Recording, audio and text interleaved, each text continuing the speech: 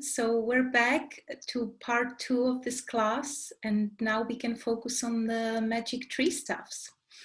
So I will immediately share the slides so we can start the first part of our class with some pictures, and let me just share a little bit about the history of tree staffs or magic tree staffs, because it's really fascinating.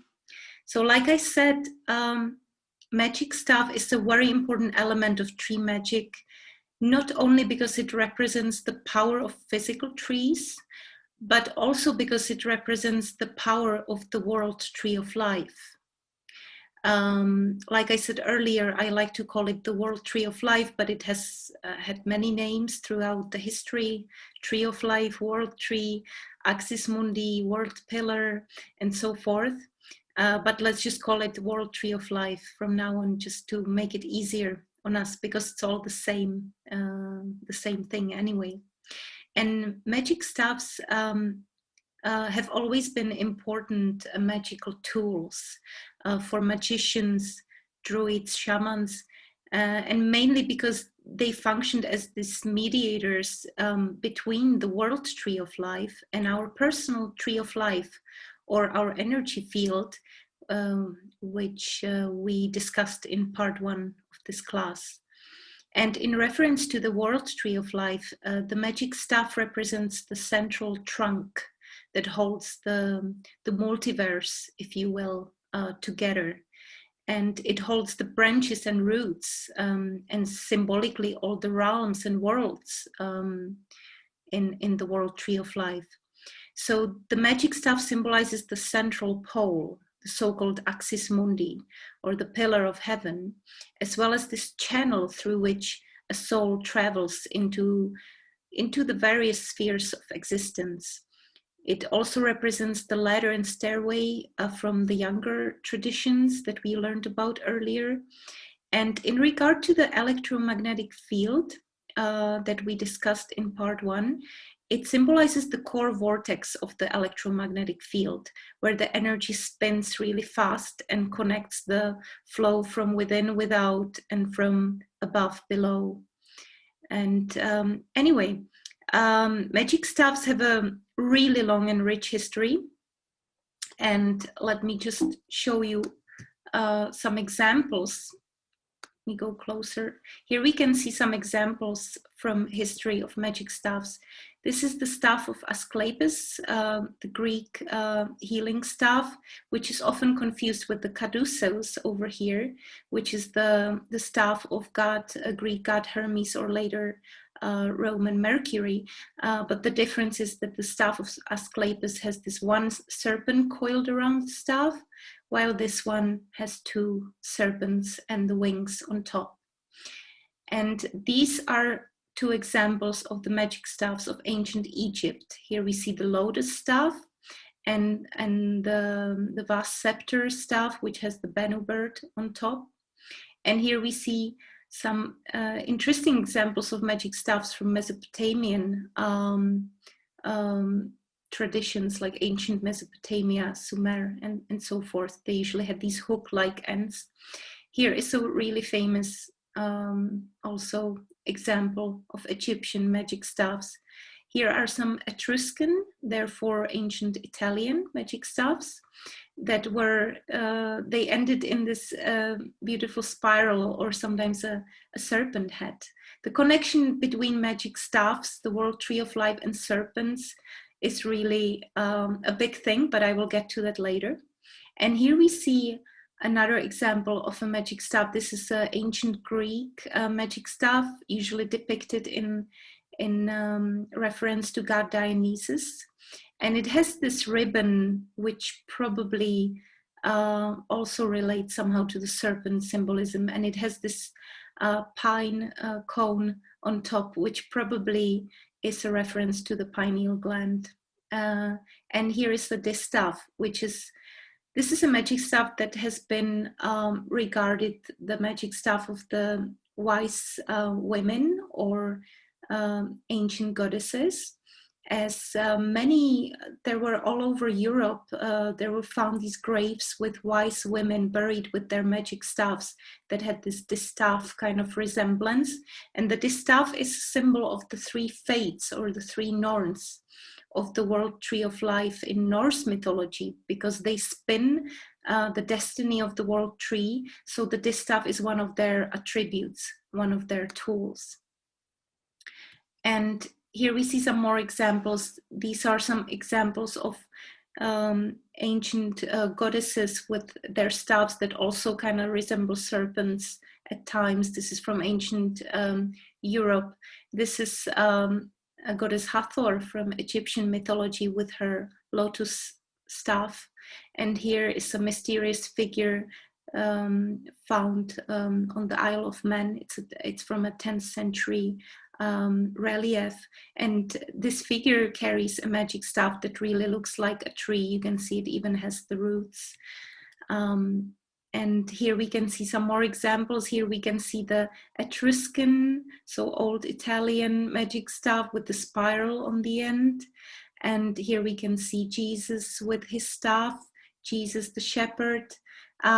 There's more to the staff symbolism also in Bible, like many of the biblical figures, the patriarchs and saints carry staffs that actually, that have some metaphysical power. So there's some, for sure, there's some reference to magic staffs in these biblical stories as well. And here we can see a reference to the three fates, or the three Norns, but this is a medieval illustration of the three women and the art of spinning. And she has the distaff, which works in the spinning process. And here we can see a witch with a distaff. This is a drawing by Dürer, and you can see that later witches were connected to distaffs. I will mention that later again. And now we get to the serpent and bird symbolism, which has been affiliated with the magic staff and the world tree of life throughout history, and also in shamanic traditions, because these two sacred animals are basically considered the tree's guardians. In the case of the serpent, it's a bit trickier, and one has to learn to differentiate, as there are these two types of the serpents. One is the benevolent guardian type, who symbolizes the life and the rejuvenating quality of the tree. And in the physical sense, also tree sap, which is quite interesting.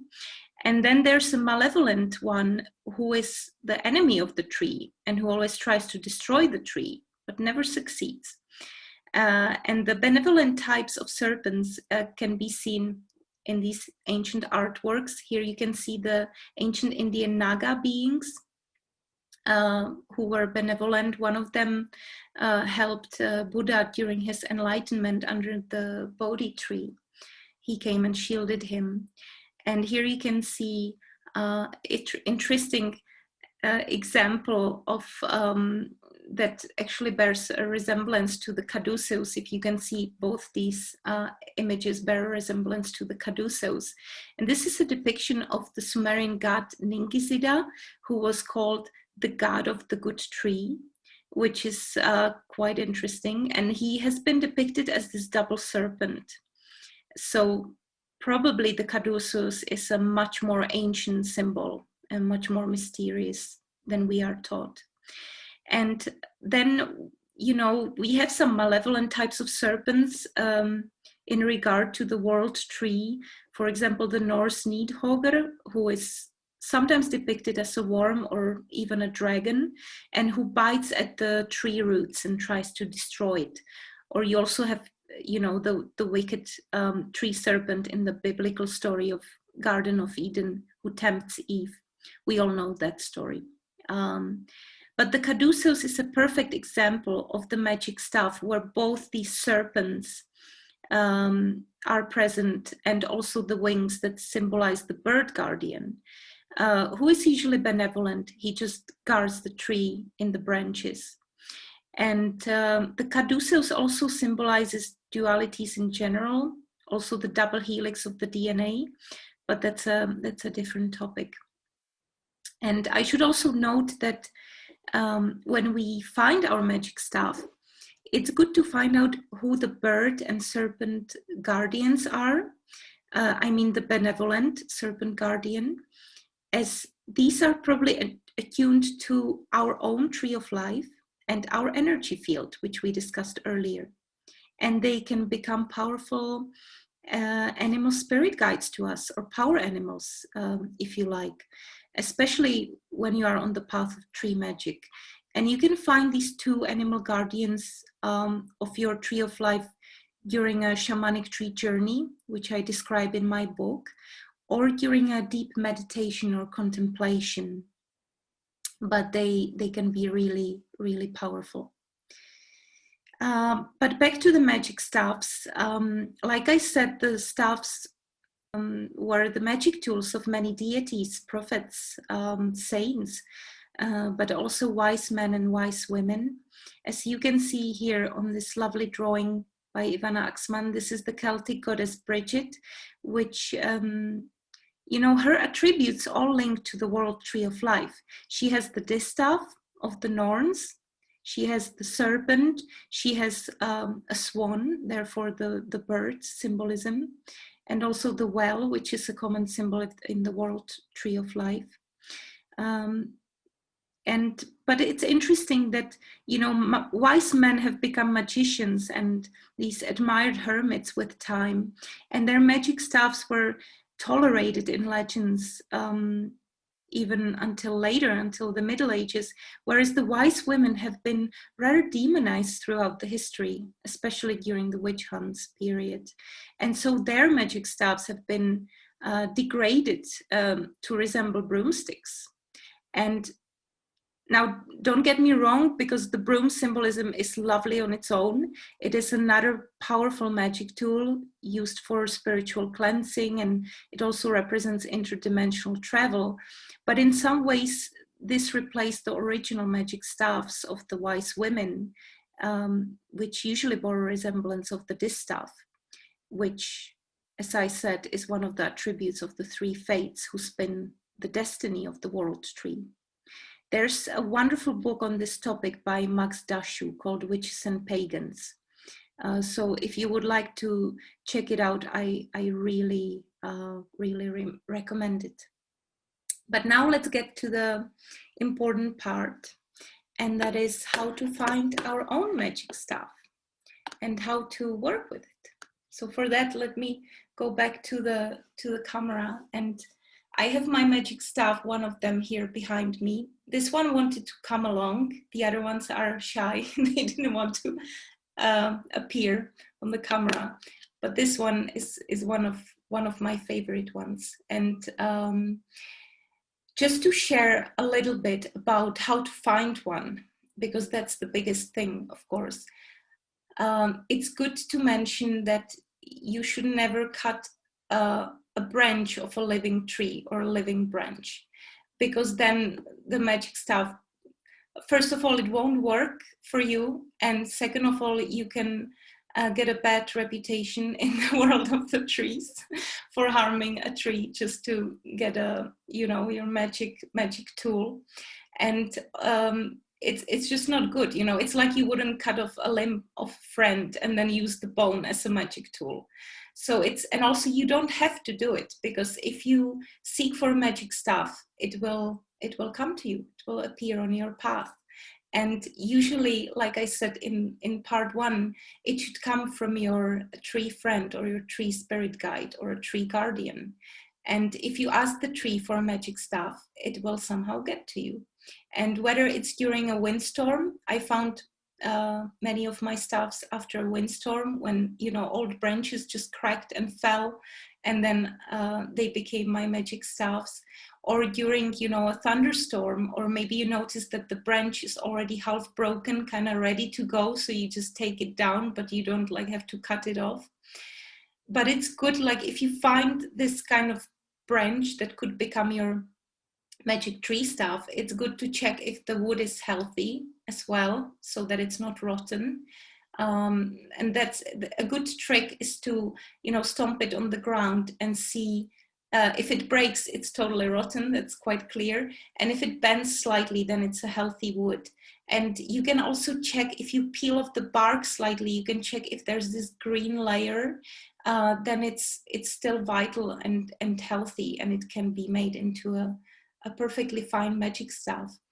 And then depending on the tree, on the kind of a tree that the staff comes from, you can either peel off the bark. That's the best, because then you protect the wood from, you know, bacterial infections or fungi or all kinds of things that could come home with you with the wood. So it's good to peel it off. But some wood, for example, if you get a hazel magic staff, it usually doesn't require to be peeled off, or willows, because the bark is so smooth on its own. But usually it's good to peel off the bark and then let the wood dry. I have these tips from one friend of mine who works with wood professionally. So he taught me these tricks, how to preserve the wood so that it really stays with you for a lifetime. And it's good to dry the wood, at least for 1 month, in some dry, cool area, away from heaters, obviously away from fire. They don't like to be by fireplace or open fire. And just give it some time to dry. And then another important step is to apply oil. And the oil really preserves the wood. And it's good to use natural oil. Wood likes teak oil, you probably know that, or, you know, coconut oil, olive oil. And you can also use this base oil and then add in some essential oils if you like to work with essential oils. And you can make it into a magical ritual, because staffs like to be oiled from time to time. So it's good to maybe recharge them this way, and maybe put in some prayers and energy work into recharging them with these oils and possibly essential oils. And also you can choose different type of oils based on what you wish to do with your staff.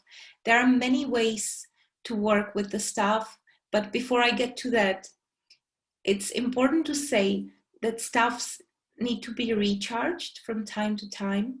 And the best way to recharge them is to oil them and make it into this kind of a ritual, or charge them on the sunlight, moonlight. The staff, like when you have this intuitive connection with it, it will tell you how it likes to be recharged. Usually not in some damp areas, like by some water sources, so you don't, you know, attract some fungi, infections or rots. But it usually likes sunlight and oiling. And it also loves to be recharged by its mother tree. So if you live close to the mother tree, it's great to take your staff there for a walk, or just take it there from time to time to get this connection. Because another important thing is that if the original mother tree likes you and has some already established relationship with you, if the tree spirit likes you, it will partially be connected to your magic staff.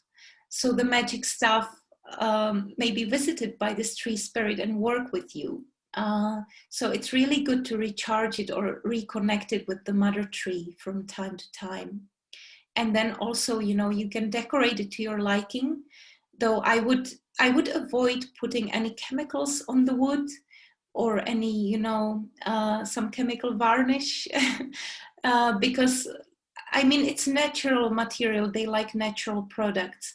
And also the decoration is quite interesting, because if you have this connection to your magic staff, they will kind of ask for certain decoration, or they will tell you if they like to be decorated or carved into or not, or if they just, like this one here likes to be natural. And I actually found this white stone that I attached to the top only later, because it really it just likes to be natural and on its own.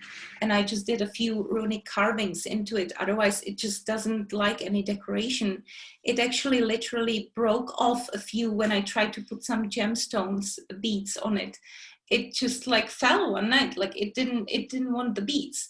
So it depends on you, you know, if you like to keep it natural or decorated, and it depends on the tree spirit and on the tree staff itself. but you, like, how to use them, that's the important part. How to use them, there are just so many ways. Again, I go into details in my book, but just to mention a few, you can use your magic staff for contemplative walks in nature, but you can also use it for meditation, for grounding during meditation, or if you do shamanic tree journeying, which again I describe in my book, or if you do, you know, deep meditations when you need grounding, or when you want to, you know, journey and do astral travel, various things. And also, you will probably, if you go on the path of tree magic, you will have more tree staffs in your life, and some of, like, each of them will probably have its own purpose on your path. So some may just want to be your, you know, meditation staff. Some may want to take walks with you and be your outdoor staff that goes for walks with you, for meditative walks, and maybe connects you to better to nature spirits this way. And some stuff might just like to be your guardian stuff. So it may just be happy with, like, being somewhere in your apartment or in your home and just, you know, protect you. I have a staff like that. She doesn't even like to move. She just likes to be in this one spot, you know, and guard the home. And then you can also have a healing staff. If you work with energy healing or emotional healing, some staffs might even teach you new healing methods. I have experience with one of my staffs that works as a healing staff, and it's quite amazing what it does. I always feel empowered and rejuvenated when I hold it. And there are also like cleansing kind of staffs, kind of like the broomsticks I mentioned earlier, that may help you cleanse harsh energies or just protect your space from harsh energies.